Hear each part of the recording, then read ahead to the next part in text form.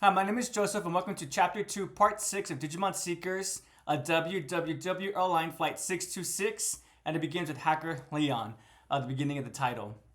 So the first quote I want to look at, this is the Tartarus and Marvin having a conversation, and Tartarus asks about the status of Megajimon, and Megajimon, rather, Ajomon's status.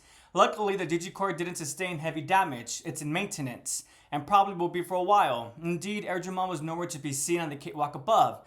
And had Megajimon remained offline and your consciousness crossed the L line, Marvin would have been DMIA, lost on the network forever. He let out a slight chuckle. That new kid who scouted saved me. Can't believe I let a hacker get one over on me. For the first time in all my years on the network, I felt owed. Heck, maybe it is time to call it. I don't know, Marvin said, jumping from one thing to the next. So I like this quote because we're getting our first instance of a conversation with Tartarus and Marvin. And it's seeming like Tartarus is an individual who cares about his team. This was really hinted at in the previous part where it stated that Tartarus has never lost a member in any of his operations. And Hacker makes a slight joke about this, saying, I guess I ruined that record with this current mission, Operation Infinity. And we're seeing that indeed Tartarus does have a vested interest in his members' well-being. Not just the human members, but also the Digimon members. I'm hoping we'll get more about this as we continue, because who is also like this, who also cares about the well-being of Digimon?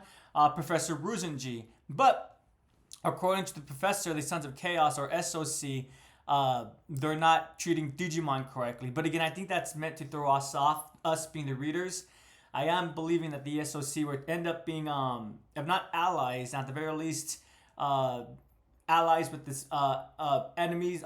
What's that saying? The enemies, the enemies of our friends. Something along that nature, right? So something like that might occur with Professor Ruzenji and the SOC. In addition to this, I just like it because I like Marvin's response at the end. The first time in my years on the network, I felt owed. Heck, maybe it is time to call it. I don't know. I like this because it shows us that there's some history between Tartarus and Marvin. Without that line, this could have just been a simple showing versus telling. They're telling us that there's a big history between Tartarus and the individual members, but it's being shown to us. That small line tells us that there is history. This is not the first time that Marvin has done something like this, and catching up to him. Despite his experience, maybe it's time for him to pass on the duties to the next generation. Or maybe it's time to start working from behind the desk rather than on the field. Kind of like, in case one is unaware, that's what in the Army, generals and higher ranked officers, they don't usually partake in the battles themselves. They're off commanding in a tent or somewhere off in the headquarters of some sort.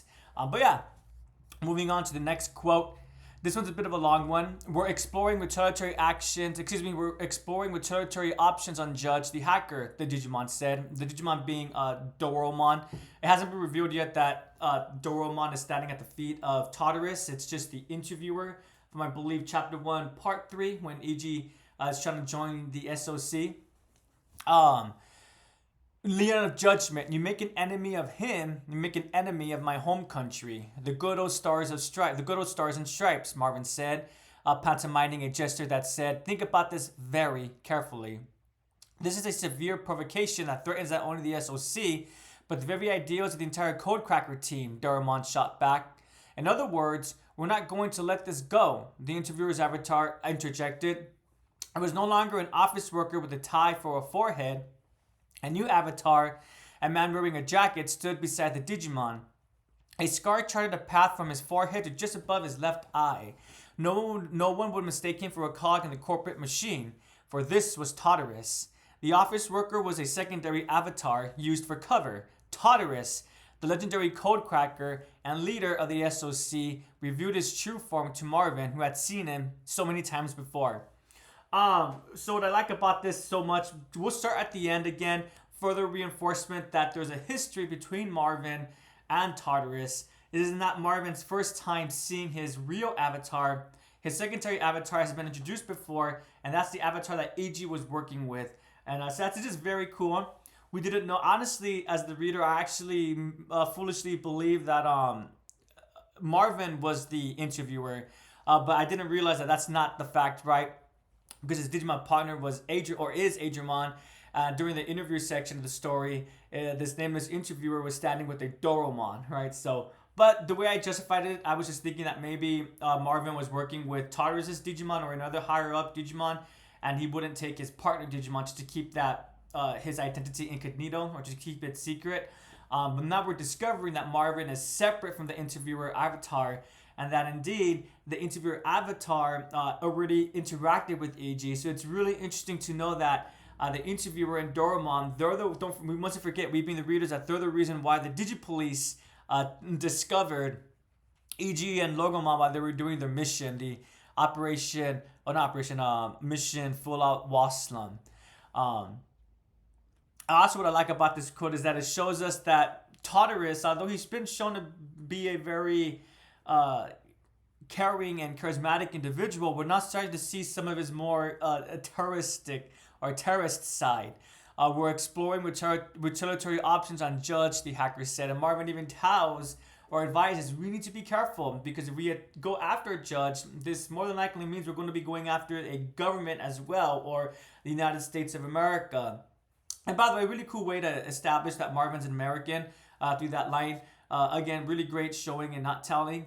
But yeah, continuing from that line of thought though, it's great how they have this close relationship where it's seeming like Tartarus does listen to the advice that Marvin has, but in this instance, they're just very, I'm not to say stubborn. They lost Messengermon, the whole purpose of Operation Infinity, and not only that, but they being the Sons of Chaos, they were foiled by an unexpected hacker who came in at the last minute and came in at the last second. I don't blame Tartarus for being concerned at this point, just because what to stop Leon or Judge from doing this again, or goodness forbid any other hacker who wants to become a vigilante as well, right? So yeah, I like this quote because it shows us that, I don't want to say quote unquote evil side, but it shows us that materialistic action side that Tartarus has. And well, no wonder he has a group. No wonder he's the leader of this of the Sons of Chaos, because he keeps his goal in mind, no matter if that means diplomatic situations, in other words, conversations, or an actual action or cyber terrorism plans. This is another longer quote. So it's going to happen then. The big war you both have been plotting, Marvin said, and his gaze fixed on Tartarus. Losing that state secret Digimon hurt, but the time is still right and the final piece of the puzzle has fallen into piece, Tartarus said. Logormon, the demon wolf of the Castle of Nine Wolves, and E.G., the code cracker, Doromon said, finishing its partner's thought. E.G., huh? I knew he caught your eye. At first, I thought he was all style, no substance, but he doesn't get a big head or take good feedback for granted. He's got the instincts of a pro. He didn't cut and run and didn't leave me behind. Heck, I think I actually kind of like the kid. Wow, Doromon said with a wry smile. His partner stood just a champion level, though, Marvin said with a note of concern. I see it as room for growth. Growth I expect to see if we're to succeed. And to that end, Tartarus said. Tartarus, you're not thinking of, Marvin started. Digivolution, Doromon interrupted. When we reach new heights, when we push ourselves to the limit and turn that limit into a stepping stone, it continued, bringing up a virtual monitor. On the monitor were profiles of both E.G. Nagasami and Leon Alexander. We haven't seen the full extent of E.G.'s powers yet, and unless we do, we cannot trust him as a code cracker, as a person, to stick with us until the bitter end. For the freedom of the network, for the freedom of Digimon, Tartarus said gravely. So it's looking like I would be a little bit concerned at the fact that both E.G. and Leon are being displayed at this projection at the end. And the fact that despite Tartarus having recruited E.G. himself, and despite Marvin saying that he's starting to trust E.G., we're seeing that even though E.G. has worked with them and E.G. put his own personal safety at line, right? Because he didn't need to stay behind to not to protect, but to rescue Marvin.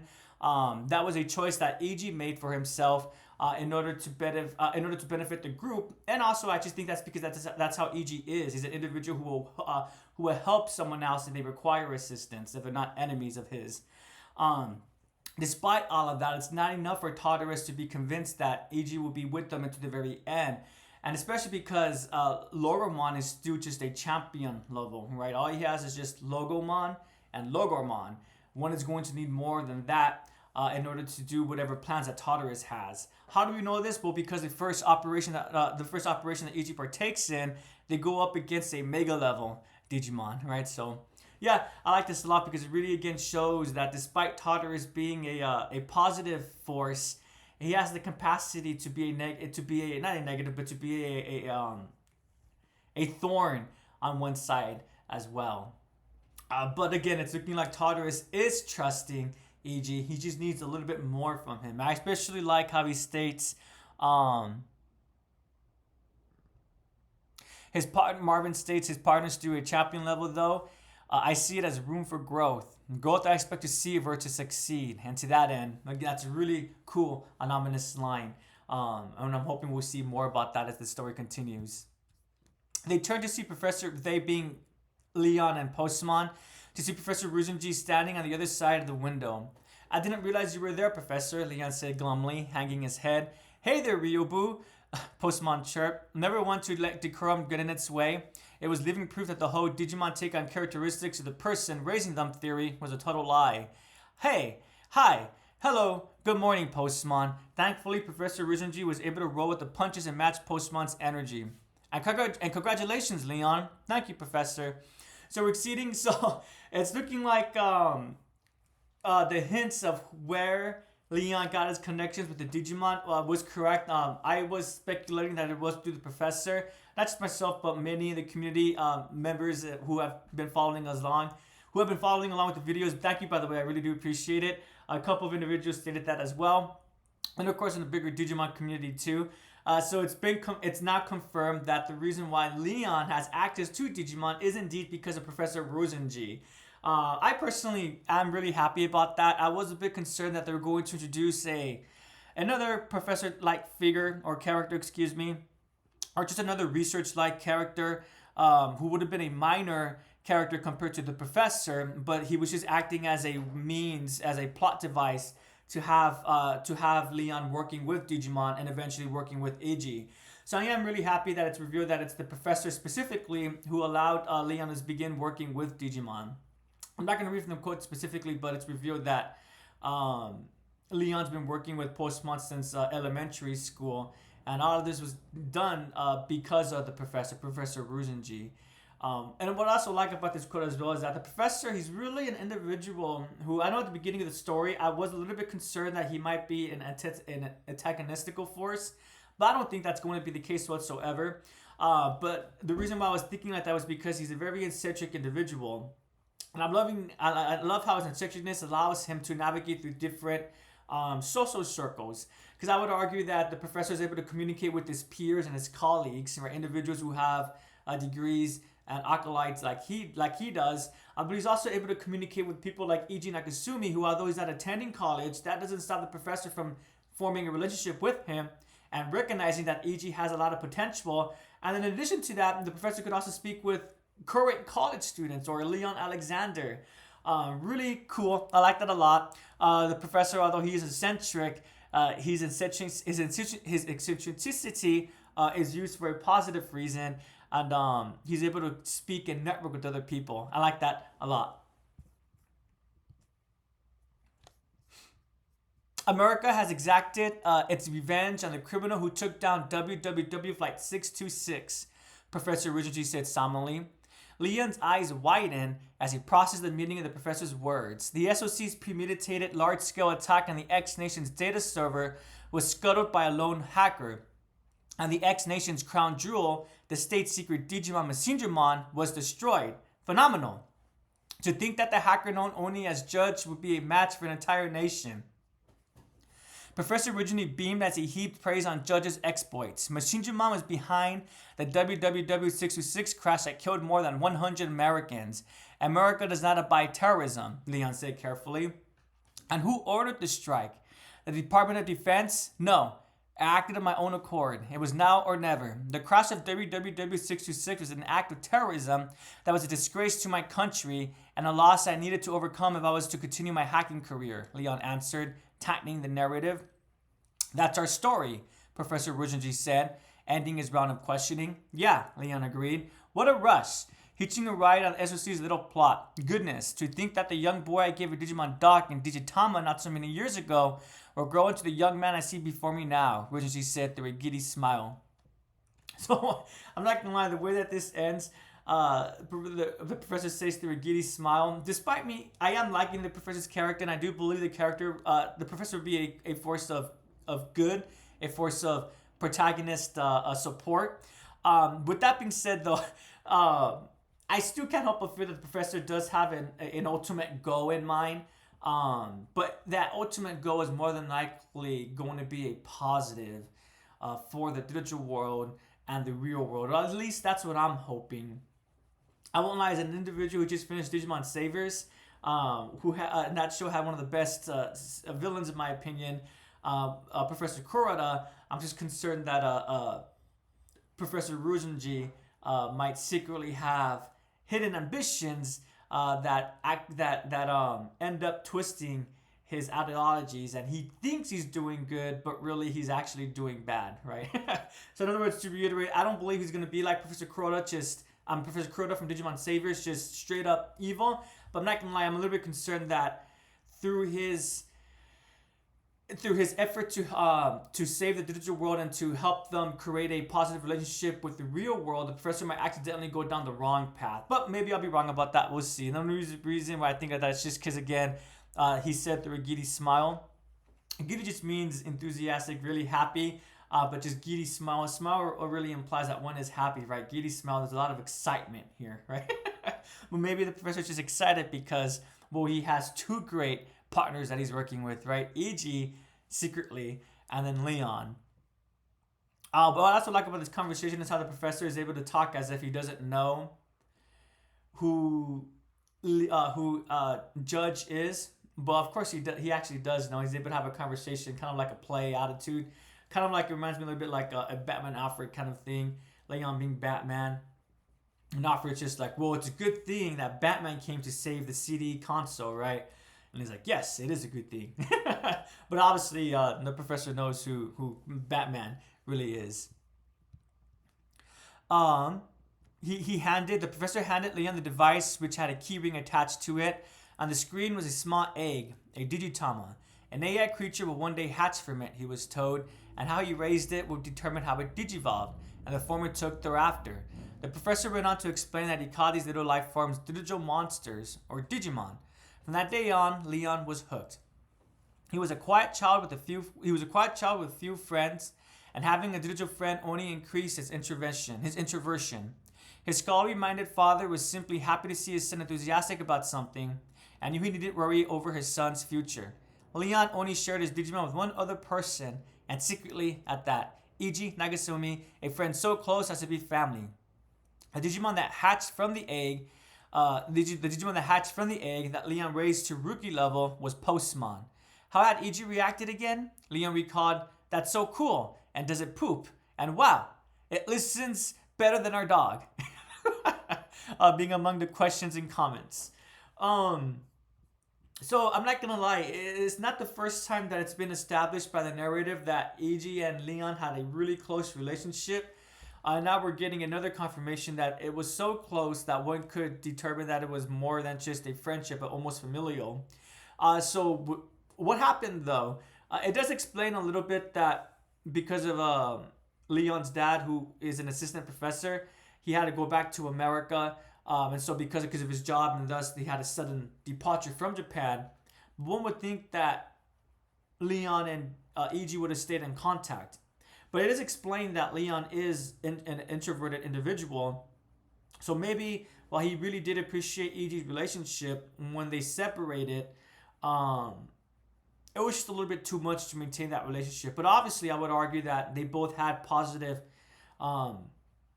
memories of one another, that even years after not seeing one another, they're both able to recall each other, and they're willing to meet despite doing actions that they both don't agree with. Right? So the simplest analogy I could think of is if Leon, well, I guess we'll stick with the Batman analogy. If Leon was Batman and he discovers that E.G. is Jason Todd, or the Red Hood. In case one doesn't know the Red Hood, He's kind of like Batman, but much more aggressive. He was a villain at first. Jason Todd's return. He was Jason Todd's the original Robin.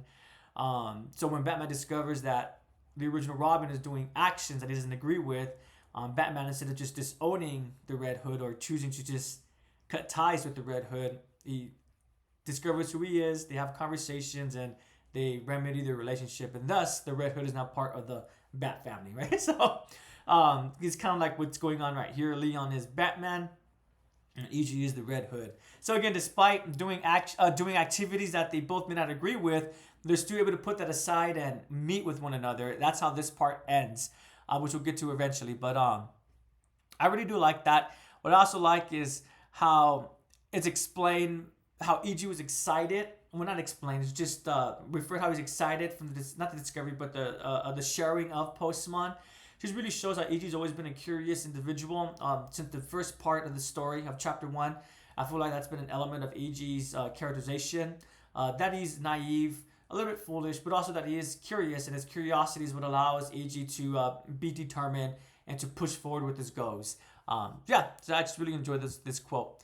Continuing forward, Leon stockpiled a ton of experience on the internet in high school, using his father as an intermediary to secure parts and equipment. He had even begun mind linking. His knowledge of the digital world and the things going on beneath the surface of the real world gave him a certain amount of confidence that only grew over time. Excuse me, that was a hiccup. He felt closer to the truth. One part of that truth, Digimon crime was rampant on the network, tolerated even. Leon developed a righteous indignation to a code cracking team, so he saw as a criminal organization sowing the seeds of lawlessness among their members. He then put it to good use, engaging in hacking activities alongside his newly digivolved partner, Postmon. Then one fateful day, Leon saw signs of a massive Digimon crime being plotted on Grimm. He began taking deep mining dives into the network in order to prepare for the fight. It was going to be a showdown between a group of cyber terrorists looking to carry out Digimon crimes and counter-terrorism forces, namely the cybersecurity special forces of the American military. Everyone now knows what became of that mission. So this portion is referring to the tragic ending of the WW626 Airlines flight and the way that it ends up crashing. So I love how the story is setting up a small timeline of how Leon gained his experience. In elementary school, he raised his Digimon, but then during high school, he started taking his relationship to the next level, primarily through mind linking. And why did he start doing this? Because he discovered that there was individuals and groups of individuals who were misusing Digimon. And to his dismay, he also discovered that for some groups, this abuse was tolerated. And that's something that Leon couldn't stand by. Him taking issues into his personal hands, into personal matters. That's basically everything from that quote. Also, by the way, from the previous quote, something that I forgot to mention is I really love how they mentioned how despite Leon being introverted, his dad wasn't too concerned when he became more self-reserved to himself. Why? Well, because he wasn't becoming more self-reserved, he being Leon, because he was depressed or anxious or anything like that, but because he was excited. He had something in his life to give him quote-unquote purpose, right? Because when one is that young, one doesn't really need purpose, right? But for Leon, that purpose helped to guide him into the future. And that's something that the dad appreciates. And so thus the dad is not concerned again that Leon's becoming more to himself. I guess I just like that just because usually I feel like most stories encourage the young characters to be outgoing, to be very social, and to have a lot of connections and relationships. And so that's why I like that little detail. Continuing forward, the ex-nation state secret Digimon Messengermon was responsible. The American effort for the tragic destruction of the flight. The American effort to prevent the atrocity failed. Leon, a self-styled just and ethical hacker, and his partner Postmon were powerless to stop it. Messengermon, already a mega Digimon everyone feared, may now as well be the devil. As Postmon lay wounded and Leon's minding timer crept closer to the L-line, he wept openly inside the Digicore. He put his Digimon in harm's way. He failed to stop an act of terrorism. He would never forgive himself. He'd been disgraced. He lost. One thing he didn't do was wallow. He took on other jobs to burnish his hacking skills and slowly rebuild his confidence, one win at a time. He shot to the top of his class in school almost as fast as he shot up in height. He took up combat sports and martial arts to take control of his nerves and began training as if he'd been shipped off to boot camp. He was moving forward, always forward, not dwelling on the past. He had a goal, and that was to get into the Tokyo University of Electrical and Computer Engineering. He would study at the feet of Professor Ruzhinji and develop his skills until he could protect the world from Digimon crime, from code crackers who would use Digimon for ill. Making such defined choices about one's life isn't without sacrifice. Leon closed himself off to some opportunities, even as others presented themselves to him. So, again, what I like so much about this quote is, and I mean, I'm projecting a little bit. It's just, I love it when stories, be it any story, a show, movie, novel, short story, so forth, when they have characters who is not easy for them, they need to struggle a little bit. I would argue that at first everything was going swimmingly for Leon. Even before this, he was a confident individual because he had something to give him purpose. Yet despite that, he ends up failing to the point where he has an emotional reaction where he's crying. Why is he crying? Because not only has he failed himself, but I would argue he probably more than likely felt like he failed Postmon, because as he states at the beginning of where I read, he put his Digimon in harm's way. So he's taking a lot of accountability. He's taking responsibility for the actions that he did. That could destroy someone. Destroy as in make them feel as if they were in over their heads, they were arrogant. Maybe it's time to change their life trajectory, do something different. But for Leon, he recognizes that that was just a hurdle, and he wasn't at 100%. I mean, he didn't even have Postmon evolve at this point. At least that's what I'm assuming, because it says that it was Postmon, not Boutmon, or Kuruzukimon, excuse me. So his rookie form. So what does Leon do? He reacts by learning from his mistakes, by reflecting on what he could do better. And so he recognizes that he has anxiety and fears himself. And so what does he do? Coping skills, coping mechanisms. That's why he joins the martial arts. Maybe for all we know, he could have also joined a cycling team, a swimming team, etc., right? But he joined a martial arts team. Probably more than likely. Why? Because it helps to develop the self, but also the self in relation to a community, even if one is not planning on working with the community. Because to my understanding about karate, usually the individual fights, but they also learn important ideas and aspects about when to fight and how to utilize those fighting techniques within one's community. So maybe I'm wrong about that, excuse me if I am, but I don't think it's a coincidence that Leon joins the martial team specifically, because it kind of reflects his own real life situation, him working with Postmon. But yeah, that's why I really like this quote. Kind of going back to what Marvin mocks EG a little bit when EG says the digital world is dangerous, and Marvin says, too many individuals these days, they don't want the good with the bad. This is a reflection of the opposite of that. For Leon, he saw the bad, terrorism being at play, not being able to stop that terrorism, not being able to stop an American, a government nation to go against those cyber terrorist forces. What does Leon do? Again, he picks himself up and he chooses to develop coping mechanisms and to develop skills that will help him to further work efficiently with Postmon. So I like that a lot. As a college student, Leon had a homecoming, returning to Japan to attend the Tokyo University of Electrical and Computer Engineering, exactly as planned. He began working as a hacker for the DDL under Professor Ruzhinji, which meant he lived a very different life from that of the other students. This is where his life on the network as a hacker judge began. Sorry, excuse me, everyone, that was a hiccup. Professor Ruzhinji knew naturally and quietly gave him the new Digimon linker without too much explanation. Oh, excuse me. Sorry, I thought I skipped the line. He cheered Leon on from behind the scenes. Before long, Leon was no longer just a researcher, but a person of some influence within the organization, advising the military and police on current techniques. He even had direct connections to heads of state. Professor Ruzhinji was a hero to Leon, the ideal man.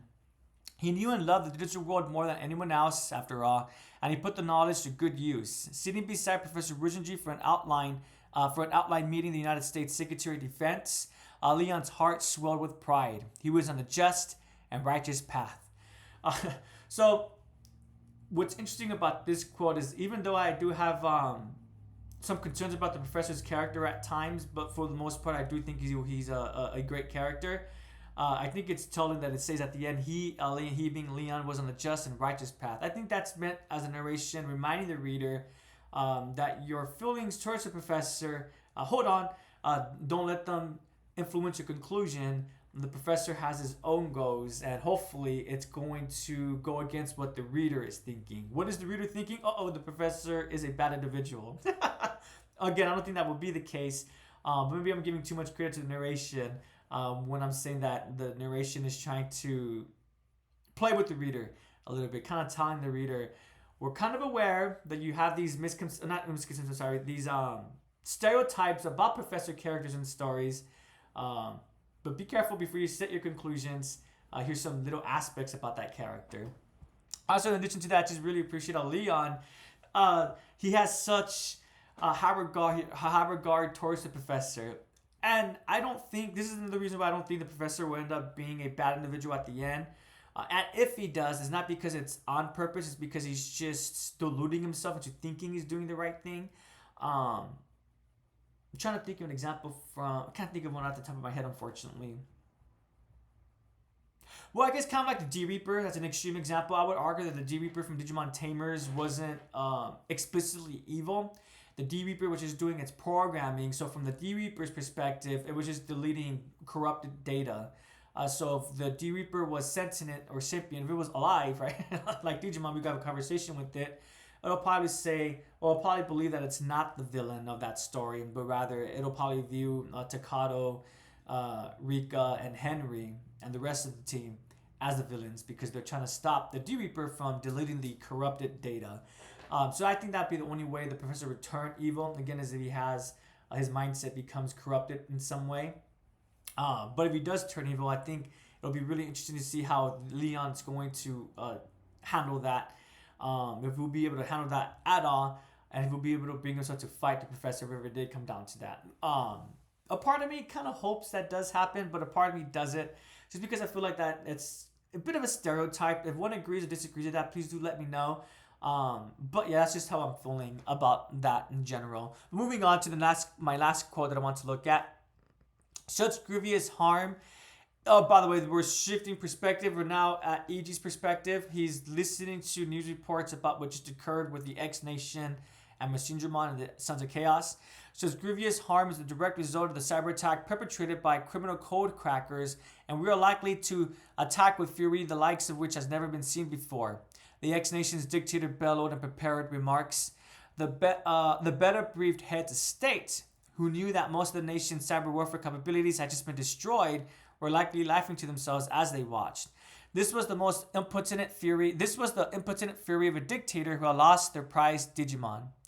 He was no doubt shaking with rage at being so thoughtfully disgraced. I was there on the front lines of a cyber terrorist event.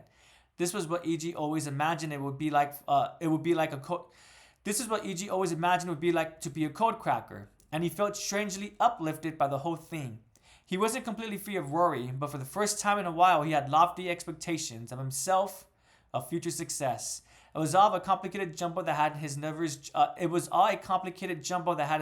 Jangling, but the predominant feeling was a light, fulfilling sense of accomplishment for the first time in his nearly 20 years of life. So again, I like how we switch to the perspective of Iji at the end, coming back to him. Again, always reminding the reader that although Iji may seem like he's a go-getter, there's points in his life where doesn't have much accomplishments under his belt, right? And so because of that, I think that really affects his outlook of himself. But despite him not having many accomplishments, I love how he doesn't let that get him down. He's an individual who's able to build confidence by looking at what he can do and then hopefully fulfilling those conditions. And so far, I would argue he is fulfilling those conditions.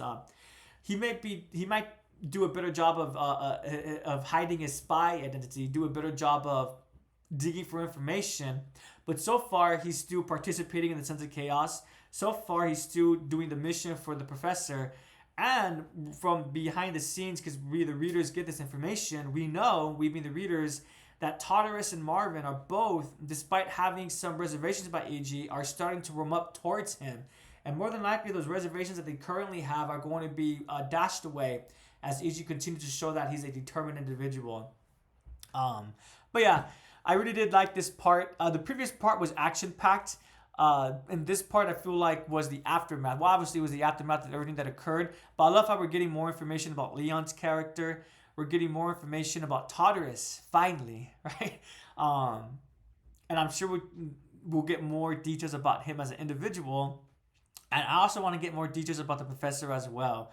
I am really looking forward to the next part because I am really looking forward to the conversation that EG is going to have with Leon. Excuse me, my hair is always as always because I can't see my hair, so pardon me for that. But as I was saying, I am really looking forward to Leon's conversation with EG. I don't know why I'm excited. To be frank with everyone, I think I'm just projecting again. I think I'm looking for. I really do appreciate Yamato and Taichi's relationship, and then even with Digimon Tamers, I really appreciate Takato and Henry's relationship. I love how Henry, despite meeting a new friend, was able to act so brotherly towards Takato fairly quickly. And yeah, so I think that's why I'm just excited for this conversation, or rather for more details of the relationship between EG and Leon because of previous Digimon properties. I think Digimon does, as a whole, the series does a great job with the idea of friendship. Yeah, and I think in today's time we focus too much. We being just popular culture, we have a tendency to focus too much on romantic relationships. I kind of talked about this in previous parts, and I love it when stories are able to show us being the audience, not just romantic relationships, but also friendships. Because relationships is not just a romance, but it's also the connections that we have with our family, our friends, and so forth, right? So yeah, so I'm really looking forward to getting more details about EG and Leon. Thank you so much for joining me. I do appreciate it. The question I have for everyone today is, what other monster anime does one enjoy? Besides for Digimon, I'm gonna say let's not include Pokemon because I think that's too much of a too easy. My answer would probably be maybe Monster Rancher. I've been wanting to rewatch that series for a little while. Maybe I will soon. Metabots I don't think will count because that's not a monster anime. But if mechs counts as monsters in anyone's book, then Metabots would be my answer. But if not, then Monster Rancher. Thank you so much for joining me. I do appreciate it. Have a prodigious day and take care.